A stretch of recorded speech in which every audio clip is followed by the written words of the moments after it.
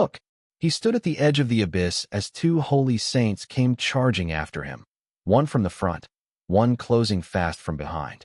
No army, no backup, just him, a borrowed body, and a system that kept asking whether he wanted to be a hero. He always said no. Part 1. The world was still burning when he made his choice. Not a warrior's choice, not a hero's choice. A quiet, calculated, deeply logical choice. The kind that most people in this situation would be too proud or too scared to make. He was supposed to be dead. Back in whatever life came before this one, he had been the greatest mind the Keelin clan ever produced. That was not a boast. That was simply how things were. And then, with the cruelty that fate reserves for its most interesting victims, he was dropped, a fully aware, fully calculating soul, into the body of a tiny fire-Keelin cub. Think of a lion cub, except on fire, and surrounded by a war that was actively deleting his species. He could hear the battle from where he stood, could feel the ground trembling under every clash between the Dragon Clan, the Phoenix Clan, and his own people, the Keelin. Three ancient bloodlines tearing each other apart. The sky looked like it had been set on fire and then set on fire again. He turned around and walked the other way. This was not cowardice. This was math. A fire cub, even a Keelin fire cub, even one with a centuries-old consciousness riding shotgun, had exactly zero chance of surviving that battlefield. Less than zero. Charging in would not be brave. It would be dumb. And he had not survived long enough to be reincarnated into a legendary bloodline just to throw himself into a meat grinder on day one. So he walked, and kept walking, until the sounds of war faded and the mountains of the far edge of the primordial world rose up ahead of him. Years passed. More years than most civilizations last. His cub body grew, slowly at first, then with the kind of momentum that only comes from patience and deep cultivation. Fire Keelins are born with something called bonded flame, a fire that answers only to them, a fire that cannot be stolen or copied. As his body matured, that flame deepened too, growing from a campfire warmth into something that could melt mountains. And then, at the edge of a vast abyss tucked inside a place called the 10,000 Peak Mountains, he stopped. Below the cliff face, deep underground, he could feel it, a vein of earth fire, ancient and dense and absolutely perfect for what he needed. He had found his home. That was when the voice spoke. It arrived like a notification ping inside his skull. Mechanical, crisp, completely uninvited. Congratulations. The divine choice system has successfully bonded. He did not say anything, just blinked. New mission. The Ancient One battles the dragon ancestor and the primal phoenix to the death. She is gravely wounded. Will you go to her aid? Two options appeared in his mind like floating text. Option 1. Go to her aid. Reward. The 9-cycle Keelin art, the supreme technique of his entire bloodline. Option 2. Refuse. Reward. The primordial inheritance of the god-demon body tempering art. He did not hesitate, did not even pretend to think about it. Refused. The 9-cycle art was powerful, yes, but the god-demon body tempering art, that was something else entirely. The kind of technique that transforms the body itself into a weapon so durable that regular combat damage barely registers. And as for rushing into a battle where the strongest warrior of his entire clan was already losing, that was not helping. That was arriving just in time to watch.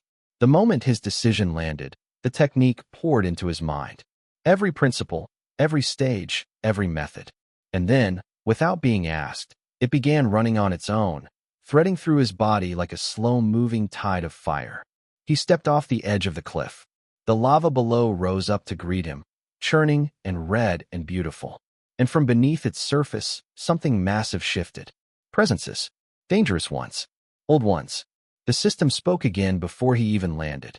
You have entered the abyss. Scan complete. Territory is currently occupied. Will you eliminate the current residents?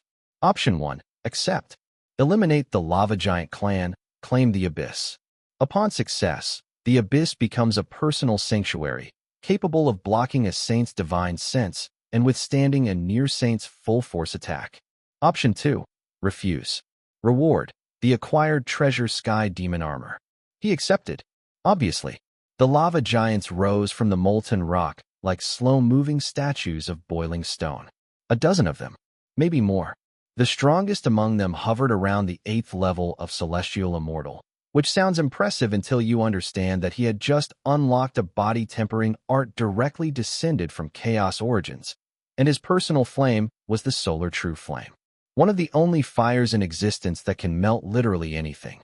He opened with everything. The Solar True Flame poured out of him in a wall of golden white heat. The lava giants, ancient as they were, built from centuries of absorbing earth fire, they had never felt anything like it. Earth fire and Solar True Flame are not even in the same category. The earth fire that gave them their toughness simply evaporated on contact. Every giant reduced to ash. Fast. Complete. He claimed the abyss. The system delivered its reward, a strange protective force settling silently around the entire hollow, invisible to the outside world.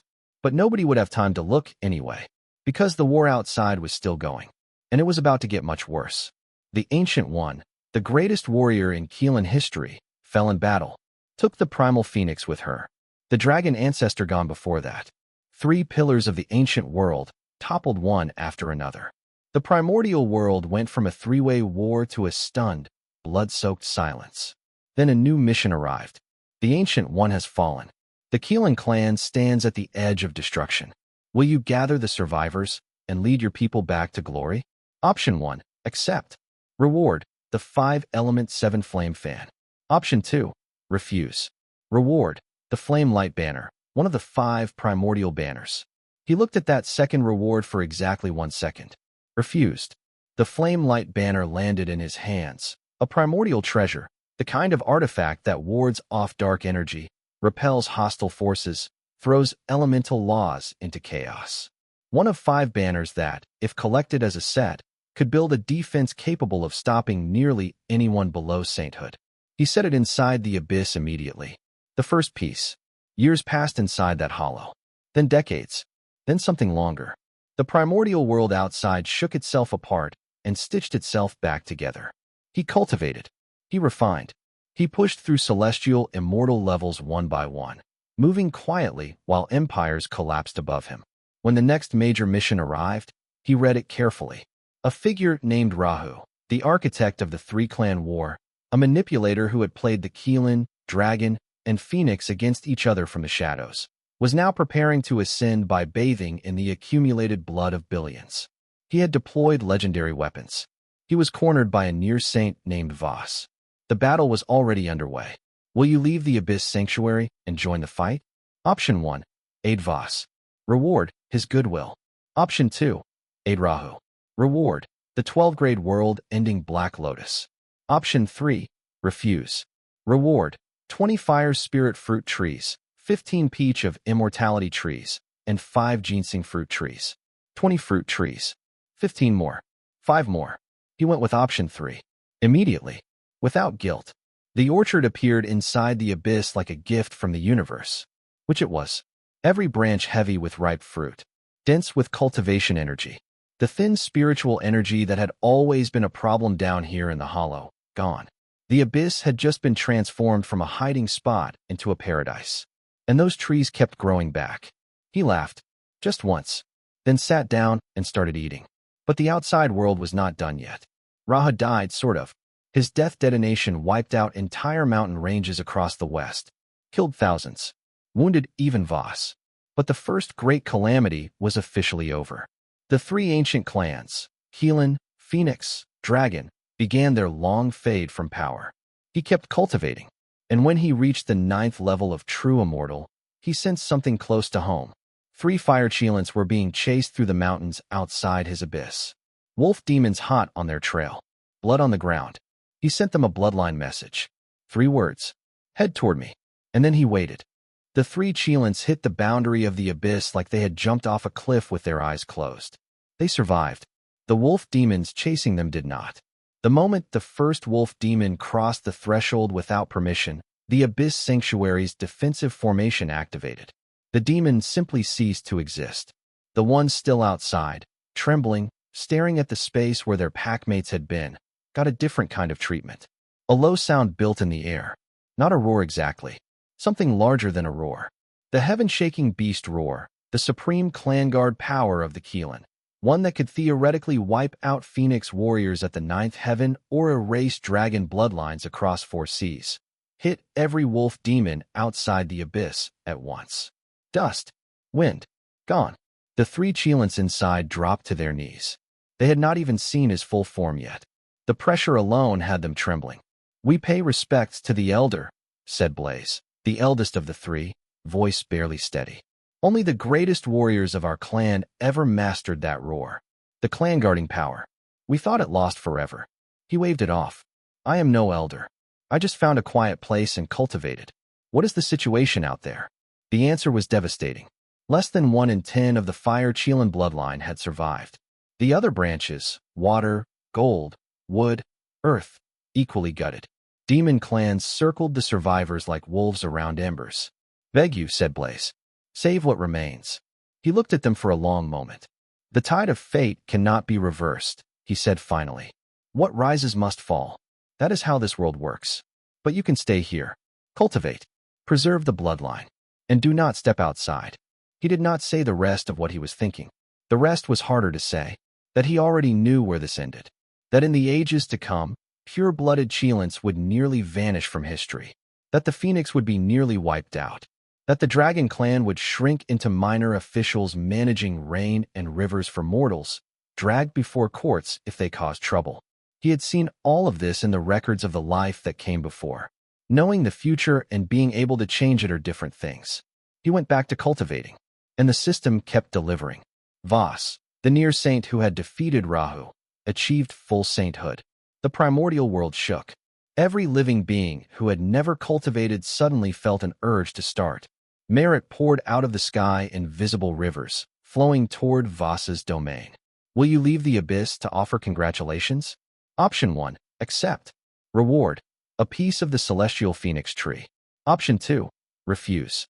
Reward, 3 million merit. He had been watching those merit rivers from inside the abyss. 3 million. He chose option 2 without blinking. What happened next was genuinely funny from the outside. The massive flow of merit heading toward Voss cut almost in half in an instant. Voss, seated in his palace above the 33rd heaven, felt it immediately. Tried to trace the source. Could not find anything. Even as a saint, this baffled him. Meanwhile, the merit was already being refined. 3 million points of pure cosmic energy, flooding through his cultivation base. He went from early true immortal straight to the 6th level of supreme mystic immortal in one extended session. The 3 Keelins downstairs felt the pressure shift and stared at the ceiling like they had heard thunder from a clear sky. 3,000 years passed. Voss gave lectures. Each lecture triggered a new mission. Each mission offered a brave choice and a better quiet choice. He kept taking the quiet choices. 1 drop of primordial divine turtle blood essence later, he crossed into the golden immortal realm and, more importantly, his bloodline origin transformed. He was no longer an ordinary acquired being. He had become a primordial being. In a world where that distinction determines the ceiling of your power, this was enormous. Then came Voss's 3rd lecture reward, the water control banner. A 2nd primordial banner. He set it inside the abyss immediately. Cool springs bubbled up, where before there had only been lava and dry heat. The sacred fruit trees stretched their roots deeper. Another lecture. Another drop. This one carried Pangu's blood essence. Pangu, the being who had literally split the primordial world into existence with a single axe swing. Refining that drop pushed his bloodline to the peak of primordial being, 1 tier below sainthood. His cultivation jumped to the 3rd level of grand golden immortal. He was starting to feel less like someone in hiding and more like someone who was simply waiting. The mission for a nearby treasure appearing in the mountains outside brought another fun moment. A vine bearing 7 primordial treasures was ripening in the wild. The soul-scattering gourd was one of them, a weapon that would eventually fall into the hands of a being named Red, who would die for trusting too easily. He knew how that story ended. He refused the mission, took the Chaos Flame Palm instead, and quietly noted the names and fates of people he could not save. The witch clans rose. 12 ancestor witches, each born from Panga's own blood, each at near saint power levels. 12 of them together could deploy the most terrifying battle formation in existence, the 12 Heavenly Slaughter Formation, which could raise a phantom of Pangu himself. Even Voss, fresh from sainthood, was not going to personally step in front of that. Mission: stop the witch clans. Option 1: accept. Reward: 1 strand of primordial purple chi, one of 7 strands that Voss had ever released into the world. Every single being who obtained one historically went on to achieve sainthood. He stared at that for a long time, then refused.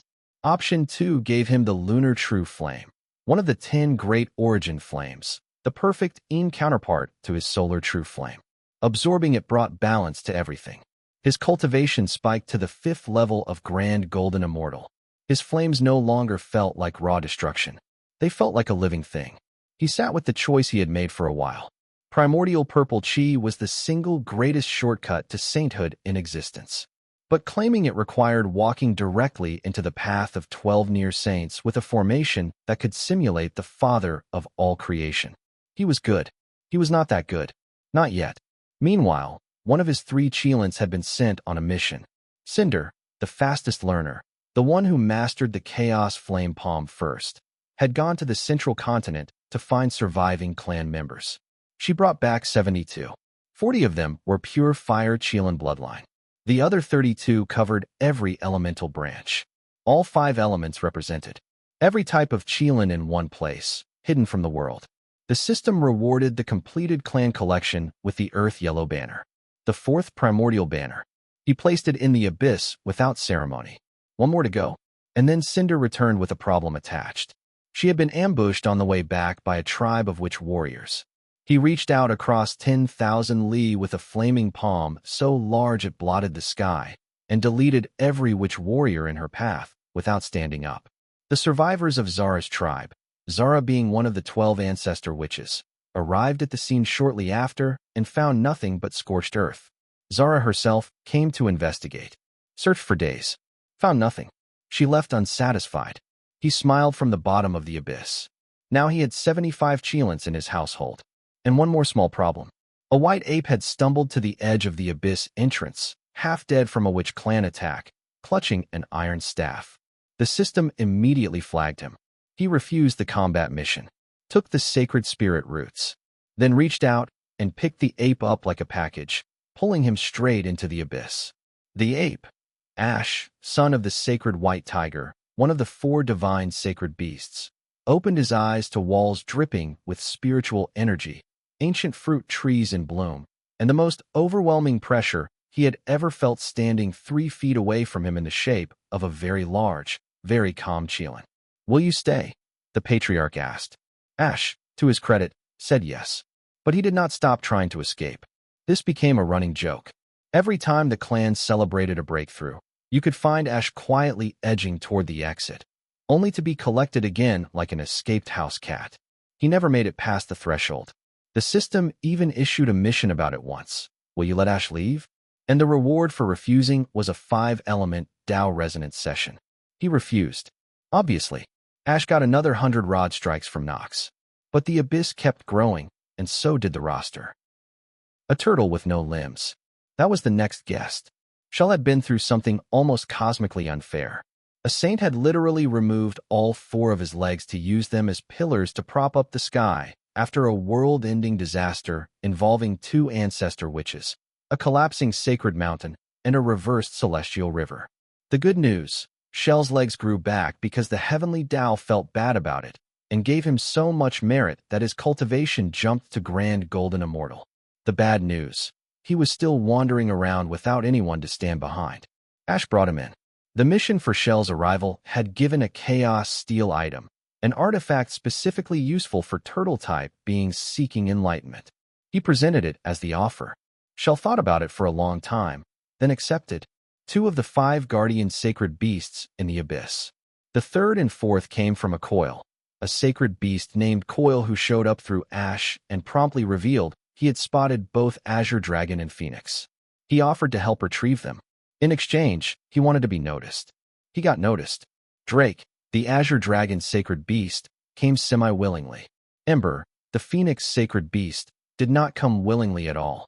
They knocked her out and dragged her. When Ember woke up inside the abyss, surrounded by impossible spiritual density, ancient trees, a complete collection of divine artifacts, and a patriarch who had just offered her a personal weapon. She immediately regretted resisting. Coil got full credit for the operation despite having done approximately 30% of the actual work. Ash's jaw dropped. All 5 gathered. The system celebrated. Congratulations. All 5 sacred beasts assembled. Will you bring them under the Abyss banner? Option 1. Accept. Reward. 1 divine enlightenment session directly from the heavenly Tao. Option 2. Release them. Reward. Acquired treasure. He accepted.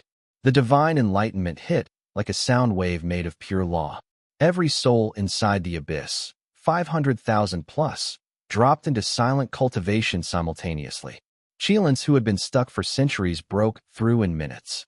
The 5 sacred beasts all reached peak grand golden immortal in a single session. Nox, Cinder, Root, the disciples, crossed into grand golden immortal for the first time. He himself hit peak quasi-saint, 1 step below sainthood. After the session, he stood at the center of the Abyss and looked at what he had built. 5 sacred beasts, a clan of over 1,000 pure-blooded Keelins. The 5 primordial banners deployed in a complete formation. Orchards of immortal fruit, wells of sacred spring water, an apprentice in the underworld, a disciple managing earth territory across the 3 realms. He had refused every single dangerous mission for thousands of years, and he was now the most dangerous thing in the primordial world below sainthood. Outside, while he had been building, the saints had finished ascending.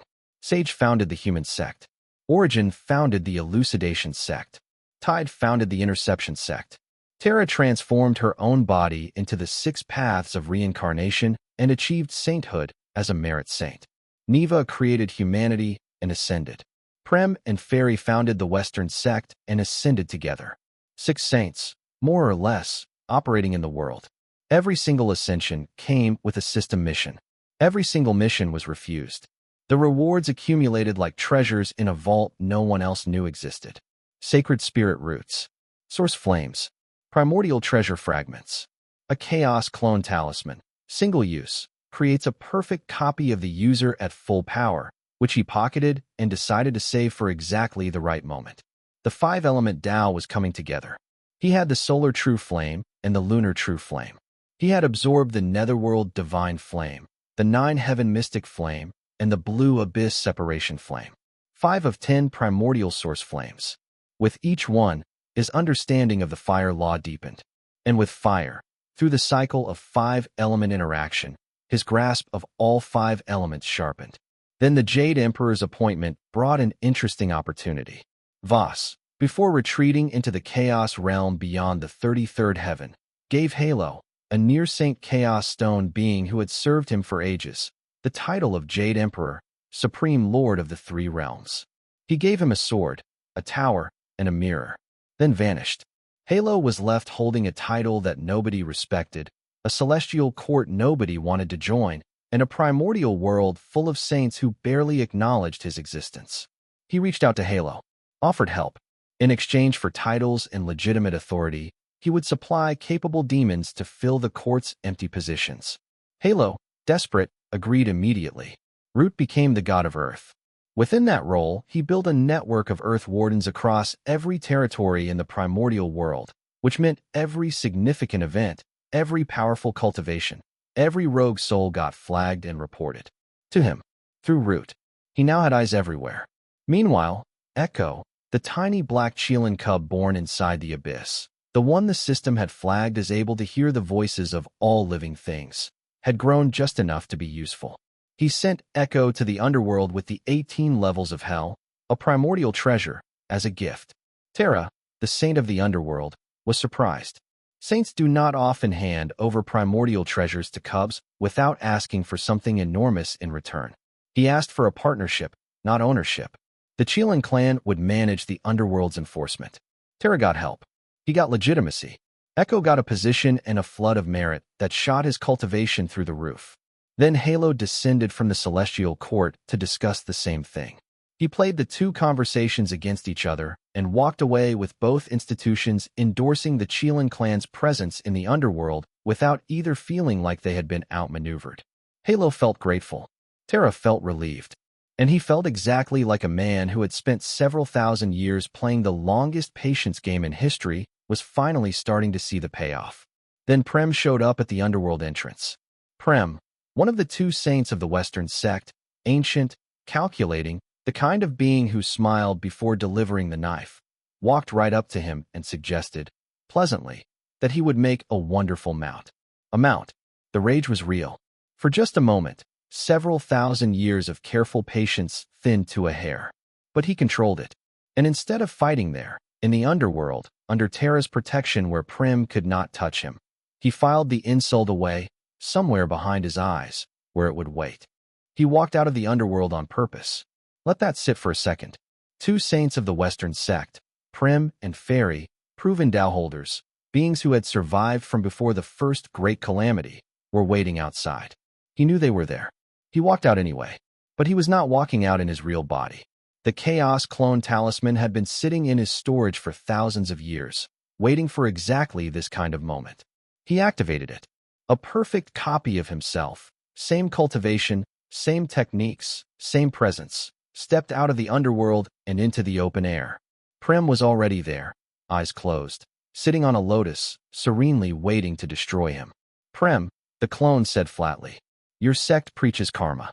You might want to think carefully about what kind of karma comes from treating the Keelin clan this way on day one. Then Prem's palm came down like 5 mountains stacked on top of each other. The clone did not step back. Solar Flame Palm and the Chaos Sky-Splitting Finger at full force met the saint's strike head-on. The collision shook the mountains in a 100-mile radius. Cracks opened in the earth. Rivers changed direction. And when the dust settled, the clone was still standing. Prem blinked. This was not how this was supposed to go. At quasi-saint level, even peak quasi-saint, a saint should be able to end this in 3 strikes. Yet strike after strike, Prem escalating, throwing heavier and heavier techniques, the Palm Realm technique that blotted out the visible sky. The clone absorbed it all. The Chaos Ward artifact cracked. First crack. Second crack. But the clone kept going, roaring with the full force of the Chaos Demon Fist, a punch that flattened mountain ranges just from the pressure wave. It answered every exchange. Not winning. Not defeating Prem. But refusing to fall. Every powerful being in the primordial world stopped what they were doing. Conversations happened. You know the Keelin clan? I know some history. They ruled the ancient world before the saints existed. When they were at their peak, even the 12 ancestor witches avoided direct conflict. And this one, fighting a saint right now? Yes. The demons watching from the distance whispered to each other with something that had not existed in the demon race for a very long time. Hope. Then Fairy appeared. Materialized out of nothing. 10,000 li crossed in a single thought. The second saint of the Western sect, calm and cold, and very much done watching. The clone made the correct calculation. Even with the Chaos Ward, 2 saints fighting together at full force was a different problem than one. The Chaos 5-element escape, a movement technique so fast it vanished from a saint's sight, activated. The clone ran. But karma is the Western sect's specialty. Prem had built a thread between them during the fight. A quick calculation from both saints, and they had the destination. They cut the clone off before it could reach the abyss. The Chaos Ward cracked for the 3rd time. 2 saint-level strikes absorbed. One more, and the clone would break. And then the real body acted. Deep inside the abyss, he stood up and sent the voice projection across the entire primordial world. Not a whisper, not a private message. A declaration loud enough that every saint, every grand elder, every powerful being in existence could hear it. 2 saints of the Western sect come after the Keelin clan the moment we step into the world. We have survived from the ancient age precisely because we know when to endure and when to answer. Hear this. If any member of this clan is killed by your pursuit, we swear before the heavenly Tao that we will spend everything we have making sure the Western sect does not outlast us. At the same time, 700,000 Keelins inside the abyss, every adult member of the clan, unleashed the heaven-shaking beast roar together. The offensive force was deliberately stripped out. Just the sound. Just the presence. Just the weight of a clan that had been hiding its real numbers for longer than most saints had existed. The primordial world went quiet. Prem and Fairy stood outside the abyss holding their last attack, and they made a calculation of their own. Was one Keelin. even a powerful one, worth provoking a clan of unknown depth, unknown numbers, and an abyss formation that had already blocked every saint's divine sense? Was it worth the karmic debt? Was it worth letting the three sages sit back and gain ground while the Western sect got bogged down in a feud? Fairy stepped aside first. Ancient Blaze, clearly a misunderstanding. We simply felt a connection and wished to invite you to visit the Western paradise as a guest. Nothing more. The clone, still standing but visibly beaten, said nothing for a long moment. Then it turned and walked back to the abyss. Inside, the real body absorbed the returned clone talisman, sat down, and took a slow breath. His hands were shaking, just slightly, not from fear, from the effort of holding that bluff together. The Keelin clan had 700,000 members. Impressive-sounding number. But against a saint, that was not an army. That was a crowd. If either Prim or Fairy had decided to actually destroy the abyss, the formation would have held, but not indefinitely. Not against two full saints. He had won nothing today except a reputation. The reputation that the Keelin clan does not kneel. That was worth a great deal. But it was bought on credit. And the bill was going to come due when real power was needed. He needed to reach sainthood. Faster. The system, as if listening, delivered a new mission almost immediately. Sage has founded the human sect and achieved sainthood. Will you offer congratulations? Option 1. Go congratulate Sage. Reward, armor. Option 2. Refuse. Reward, the spearhead of the god-slaying spear. He already had the shaft. He had picked that up 2 missions ago when he refused to help stop the witch-demon conflict. Now, spearhead in hand, he assembled the complete god-slaying spear. The only weapon in the primordial world theoretically capable of wounding a saint. He held it and felt something settle in his chest. Not safety. Not yet. But closer. The demon clans arrived at the 10,000 Peak Mountains in waves. Word had traveled fast. The Keelin clan had not only survived from the ancient age, it had stepped out into the world and gone blow for blow with a saint without breaking. The demons watching that fight had scattered across the primordial world afterward, carrying the story. By the time the demons arrived at the foot of the Million Peak Formation, they were not even knocking. They were sitting politely outside, waiting to be noticed. Will you establish the 10,000 Demon Kingdom? He accepted. One strand of chaos 5-element chi appeared in his hands. He began refining immediately. The 5 sacred beasts walked out carrying the 5 primordial banners like battle standards. Their voices carried across every peak in the mountain range as they spoke the founding declaration. Citizenship open to every demon clan that entered peacefully, cultivated without causing chaos, and followed the law of the kingdom. No wars. No conquests. Just survival and growth. The clans pledged in clusters. Then in rivers. The Unicorn Bull Demon came first, eyes bright. The Black Bear clan with 8,000 members at their back. Ancient bloodlines that had once served under the Keelin banner in the oldest days of the world, returning home. Within days, the 10,000 Peak Mountains had expanded outward to become the Million Peak Mountains. The formation grew with it, its earth veins fed by the collective presence of every demon who had pledged. The heavenly Tao noticed. Merit poured down. All 5 sacred beasts broke through from grand golden immortal to early quasi-saint in the space of one merit shower. Ash stared at his own hands. Drake started crying. Coil immediately took credit for suggesting the whole thing. The kingdom was real, but now it was visible. And Voss, deep in the purple cloud palace above the 33rd heaven, had noticed. His clone's divine sense swept quietly across the primordial world, seeking the source of this sudden concentration of power and fortune energy. The traces stopped cold at the abyss formation. Even his saint-level awareness could not pierce it. He knew there was something in there. He did not know what.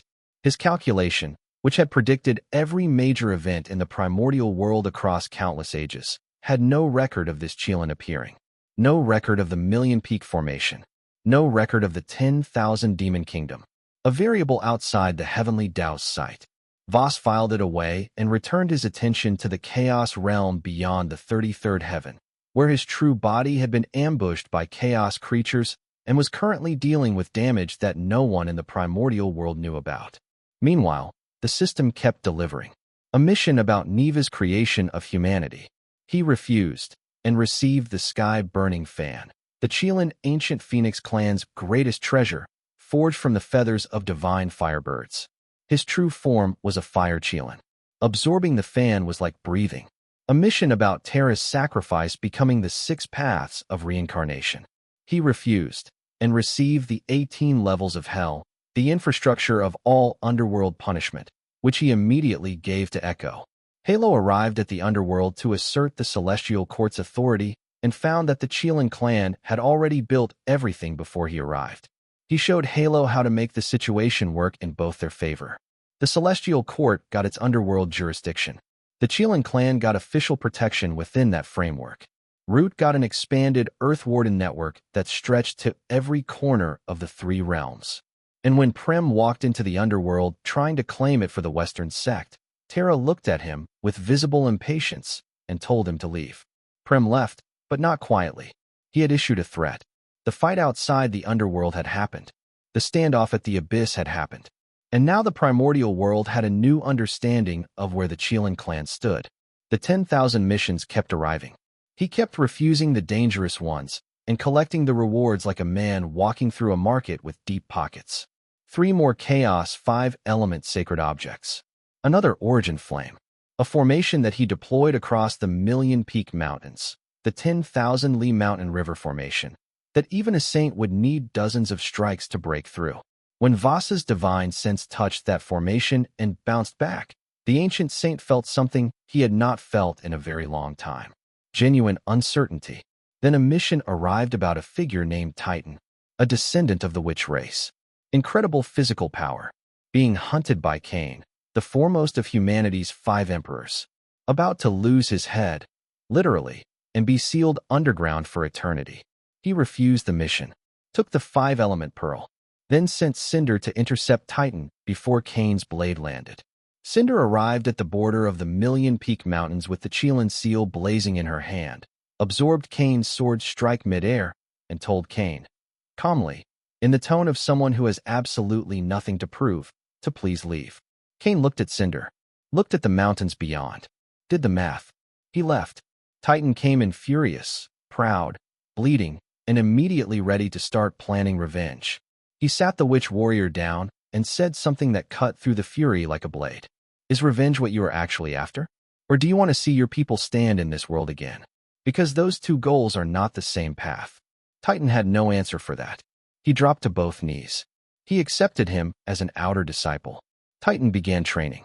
The patriarch watched him quietly and thought about 1,000 years from now, when this warrior would be something the primordial world had not seen since the ancestor witches fell. Vas called all the saints to the Purple Cloud Palace. They came: Sage, Origin, Tide, Terra, Neva, Prem, Fairy. The whole assembly, gathered above the 33rd heaven in a space that most beings in the primordial world did not even know existed. Halo was there too, kneeling quietly in the corner, feeling small. Vas spoke in the voice of someone who had already decided everything before the meeting started. In 5,000 years, a divine sealing calamity would descend. All beings below sainthood, immortal, demon, ghost, witch, mortal, could be written onto the divine ranking scroll. Those with strong Tao nature would continue the immortal path. Those with merit would receive divine titles. The rest would be reincarnated. The bottom tier would be scattered to ash. He handed the divine ranking scroll and the god-striking whip to Sage. Then he vanished. The saints looked at each other in absolute silence. Then the argument exploded. Sage had 1 disciple, Zhuandu, and declared him exempt. Origin had 12 golden immortals and declared all 12 exempt. Tide had thousands of disciples and sat quietly, doing the arithmetic in his head, and did not like the numbers at all. Prem and Fairy worried about their Buddhist followers. Terra worried about the witch remnants in the underworld. Nobody wanted their people on that scroll. The final agreement hammered out was precisely as unfair as it sounded on paper. The strong and the meritorious survived. The rest filled the celestial court's positions by force or faded into reincarnation. And the 3 sages were clearly not going to sacrifice their best people, which left Tide's school. He learned all of this through the system mission that arrived shortly after. Vas has called the saints to deliberate the divine sealing calamity. Will you attend the Purple Cloud Palace? Option 1. Accept. Reward, the White Dragon Jade Scroll. Option 2, refuse. Reward, Chaos 5-element Spirit Root. He refused without hesitation. Purple Cloud Palace. Right. Walking into the den of the being who was currently trying to figure out where he was hiding. Absolutely not. But the Chaos 5-element Spirit Root brought him one step closer to the 5-element breakthrough, and that was what mattered. Shortly after, Tide appeared at the border of the Million Peak Mountains. Alone. No announcements. He had suppressed his saint-level aura down to nothing. He might have been invisible to ordinary eyes. The 10,000 Li Mountain River formation registered him the instant he stepped inside its boundary. A clone walked out to meet him. They sat at a stone table under an ancient pine. Enlightenment tea. Two old survivors of an ancient age, sharing a cup. Do you know about the coming calamity? The clone asked. Tide's eyes sharpened. How do you know? Do you have any concerns about it? A long pause. Then, every single one of my disciples falls within its range. The clone looked at Tide for a moment, then said, flatly, Tide's school is in trouble. You already know it. But knowing is not the same as seeing it clearly. Sage protects one disciple. Origin has 12. The Western sect has 2 ascended members. Your school has thousands. The math does not change no matter how powerful your disciples are. Tide stood up, sat back down, forced himself to be calm. What is the method? Seal your disciples to the Golden Turtle Island. Every single one. 5,000 years. Not a suggestion, a decree. Anyone who leaves gets expelled from the school. You built this school to give all living beings a chance. Use that same love to protect them now. A chance they do not take is still a chance. Tide sat with that for a long moment. Every fiber of his personality resisted the idea of restriction. He founded the Interception sect on the principle of not turning anyone away. And now he was being told to lock the door. But he was also staring at an alternative where half his school ended up on a scroll, serving someone else for eternity. He left, quietly, without saying goodbye. Back at the Golden Turtle Island, he gathered his disciples and issued the decree. The system mission for this Tide conversation had paid out the Chaos 5-element Jade, and that left him needing only 2 more Chaos 5-element sacred objects before the final push toward sainthood. He could feel the door to that realm. It was not locked anymore. It was ajar. Voss, meanwhile, summoned Halo to the Purple Cloud Palace. He wanted to understand the Keelin clan. Halo, who owed the Keelin clan significantly, told the truth but emphasized the positive framing. The clan was helpful. They supported the celestial court. They had done nothing against the rules. Voss listened, filed it, returned to the chaos realm. But something had shifted in the ancient saint's calculations. A variable he could not predict was now embedded in every major institution of the primordial world, the underworld, the celestial court, the demon kingdom. The Keelin clan was not hiding anymore. They were woven in. 2 Chaos 5-element herbs came through later system missions, one attached to the Age of Humanity's 3 sovereigns, one attached to the demon clans retreating to the northern continent. Both refused. Both delivered. His power hit the 7th level of quasi-saint, climbing steadily toward the peak. And then the mission arrived that stopped him cold. The Age of the Divine Sealing approaches. Countless demon clans have gathered in the Million Peak Mountains. The demon kingdom grows strong. Will you lead your clan to dominate the primordial world? He almost laughed. Almost. Option 2, as always. A high-grade spirit root, the Tao Awakening Tea, which, when planted inside the abyss, caused the spiritual energy density to spike to levels that had even the most ancient clan members stopping mid-training to stare at the ceiling. He looked at the clan around him. Over 1,000 Keelins. 5 quasi-saint sacred beasts. Disciples in the underworld, the celestial court, the Earth Warden network. A complete set of the 5 primordial banners. The God-slaying spear. Primordial source flames in 5 flavors. The most impenetrable formation in the primordial world covering every inch of his home. And himself. One step from sainthood. The divine sealing was 5,000 years away. But the 5-element Tao breakthrough, that was close enough to taste. The 5-element Tao resonance came from a system mission about Ash trying to escape. Not from some grand cosmic event. Not from a legendary battle. From a sacred beast tiger trying to sneak out of the abyss when no one was looking. For the player's dignity, Ash must not escape. Reward: 1 session of the 5-element Tao resonance. The laws of the five elements surged through him simultaneously. Metal, sharp as a blade and cold as iron. Wood, with the slow, relentless patience of roots breaking through stone. Fire, the heart of creation and destruction. Water, yielding until it cuts through anything. Earth, unmovable and all-containing.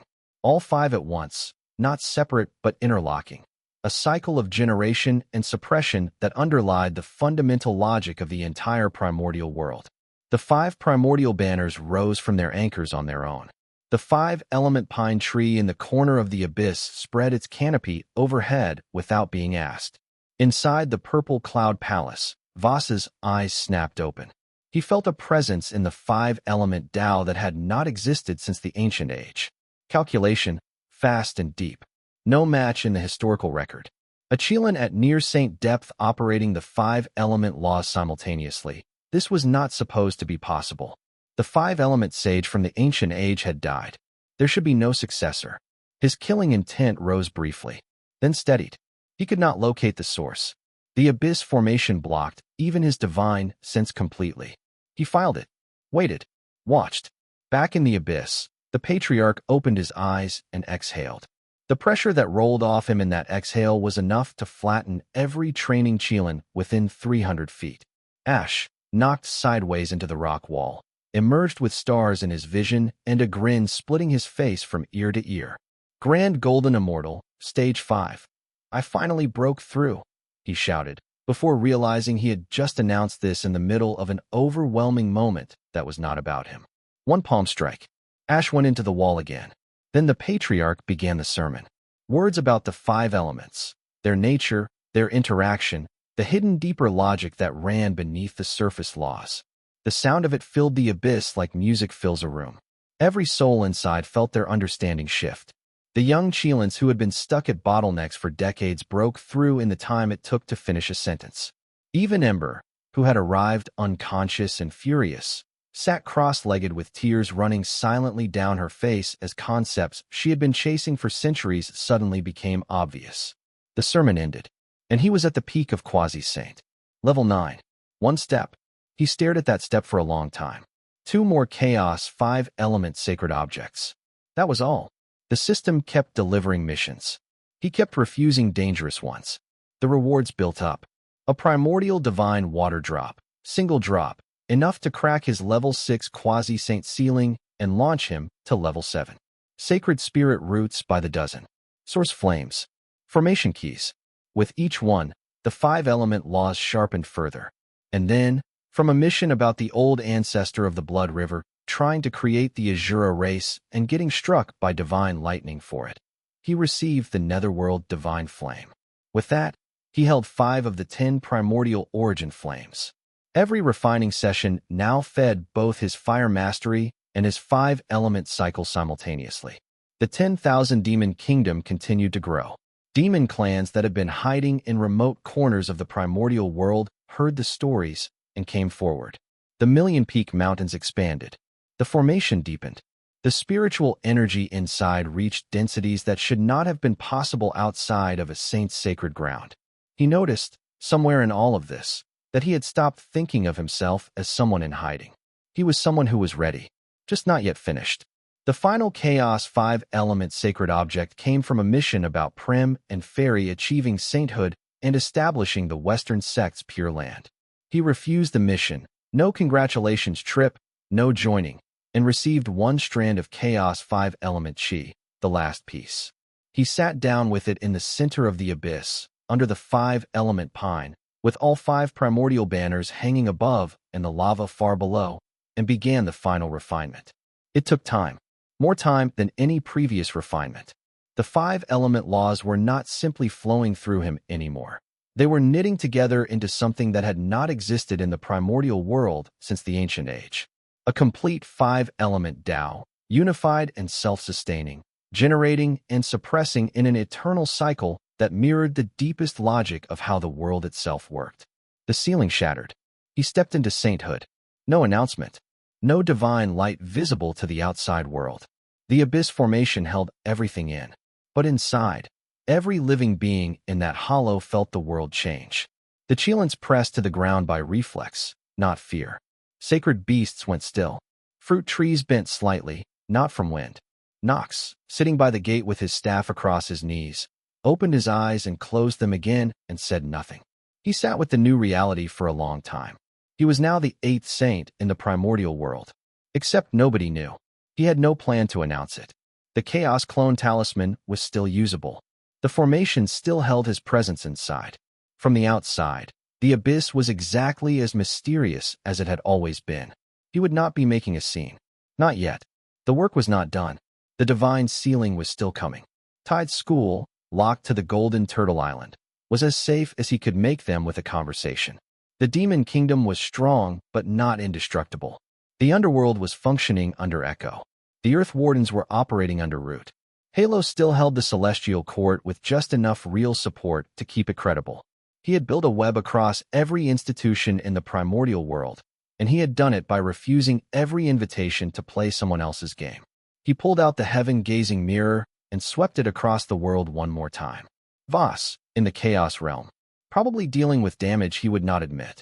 The 3 sages, each protecting their own. Prem and Fairy, watching the abyss from a distance. The demon clans, cultivating in their mountains. Humanity, rising fast. The 6 paths of reincarnation, cycling quietly under Terra's watch. Everything in motion. Everything connected. And at the center of the web, inside an abyss that no saint's divine sense could pierce, a fire Keelin patriarch sat in the middle of the most secure sanctuary in the primordial world and planned his next move with the patience of someone who had been thinking 10,000 years ahead since the day he refused his first mission. He set down the mirror, picked up the god-slaying spear, felt its weight, its history, the chaos lotus and primordial metal it was forged from, the fact that it could wound a saint, which now meant it could wound his equals. The primordial world thought it understood where the Keelin clan stood. It did not. Not yet. But eventually, when the divine sealing arrived, when the old powers moved, when the Western sect made its next miscalculation, the world was going to find out exactly what it meant to be the last great clan of the ancient age, finally awake and finally ready.